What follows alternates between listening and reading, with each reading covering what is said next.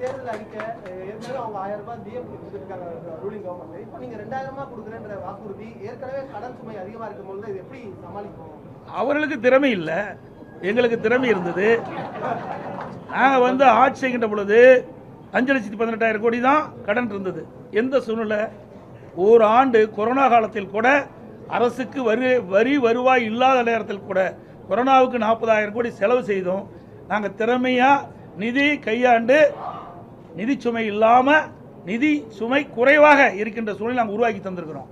ஆனால் திராவிட முன்னேற்ற கழக அரசு பொறுப்பேற்ற பிறகு இந்த நிதி மேலாண்மை அமைப்பை ஏற்படுத்தி நிபுணர் குழு அமைக்கப்பட்டு அந்த நிபுணர் குழு மூலமாக கடன் குறைக்கப்படும், வருவாய் உயர்த்தப்படும் சொன்னாங்க. ஆனால் அதுக்கு நேர்மாறாக நிபுணர் குழு அமைக்கப்பட்ட போது கடன் தான் அதிகரிச்சிருக்குது. சுமார் இந்த ஆட்சி முடிகின்ற தருவாயில் 5.5 லட்சம் கோடி கடன் இருக்கின்ற ஒரு சூழ்நிலை ஏற்பட்டுள்ளது.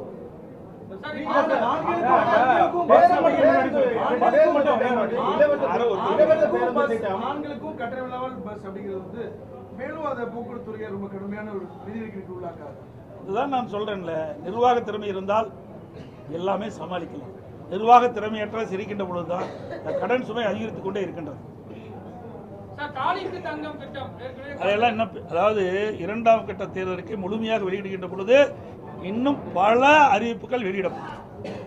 இப்போ எங்களுடைய தேர்தல் அறிக்கை தயாரிக்க குழு ஒவ்வொரு மண்டலமாக போயிட்டு இருக்கிறாங்க, மக்கள்கிட்ட மனு வாங்கிட்டு இருக்கிறாங்க. இப்போ இன்னும் கோயம்புத்தூர் மண்டலத்துக்கு போகல. அங்கே போய் பலதரப்பட்ட மக்களையும் சந்தித்து அவருடைய கருத்துக்களை விண்ணப்பம் மூலமாக பெற்று அதையெல்லாம் சேகரித்து அந்த அறிக்கையாக தயாரிக்கப்பட்டு அது ஆய்வு செய்யப்பட்டு அதை அடிப்படையில் மக்கள் என்னென்ன நினைக்கின்றார்களோ அதை எங்களுடைய தேர்தல் அறிக்கையில் இடம்பெறும்.